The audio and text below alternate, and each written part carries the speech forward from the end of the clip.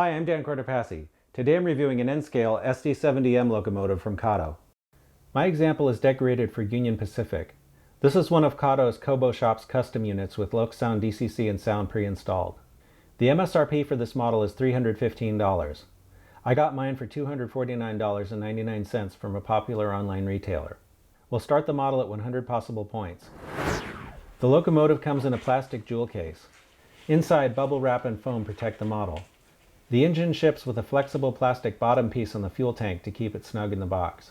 My model came with an instruction sheet, but this was wrapped around the jewel case and not inside it. I don't know if all the models come this way or if this was something added by the seller. The box includes some detail parts and coupler trip pins to be installed by the modeler. This is a good box that should do a great job protecting the locomotive for storage and transport. I found photos of the real UP4848 online and the model appears to be a close match. The model has a red sill stripe. The sill stripe on the prototype engine was changed from red to yellow between late June and early July 2006, so the model best represents the engine before that time.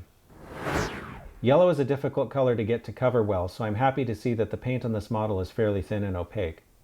The UP yellow looks a little more toward the orange than it seems like it should, but both prototype and models can look different under different lighting conditions. The markings are crisp. The flag graphic on the side is very well done. Like many N-scale diesels, the handrails appear to be slightly oversized, but they're still delicate enough to look good. They're made of a flexible plastic, so they should resist breaking. All of the grille and panel detail on the sides is molded on, but looks good. I like the flush-mounted cab windows with gasket detail. In front, the model has more molded on detail. At this small size, it looks okay, though other N-scale diesels are starting to come with separately applied parts.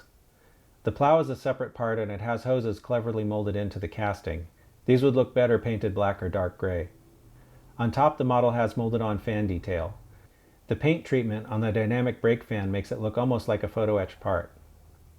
There's no PTC array on the cab, so modelers wishing to update the engine would have to add those parts. Underneath, the detail is minimal. All of the axles are powered and all of the wheels pick up electricity from the track. To install the number boards, I first cut them out with a hobby knife on a piece of plate glass. Thankfully, Kato includes 4 of these, so there are 2 extras in case any get lost. I push them into the openings above the cab with my fingernail. There are 2 sets of MU hoses for the rear, 2 left and 2 right. I did manage to lose one of these while putting things together, so I was glad there was an extra.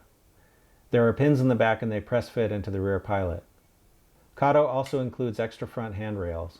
When working with these tiny parts, I recommend cutting them out one at a time and sticking them on the model before moving to the next part. Be sure to detach the front handrails again if you want to remove the shell for any reason. The model has Kato knuckle couplers on both ends. The coupler on the front is at the correct height. The rear coupler is low, so I'm taking 5 points.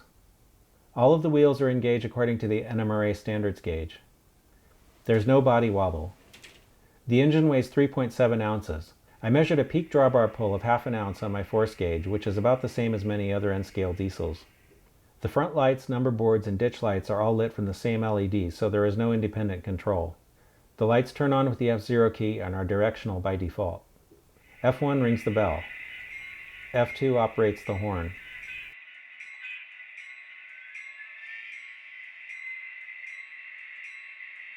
The model runs a little bit jerky at low speeds. Kato mechanisms are excellent, and so are ESU decoders, so I suspect the motor control CVs need to be tweaked to smooth things out.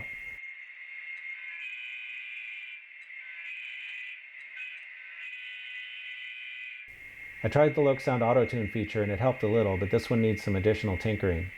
Even though I'm sure that this model can run much more smoothly, it's disappointing to have to tweak the decoder on an engine this expensive, so I'm taking 5 points. The sound is surprisingly loud. It's loud enough that I will probably turn it down, something I don't always need to do with the tiny speakers used for N-scale.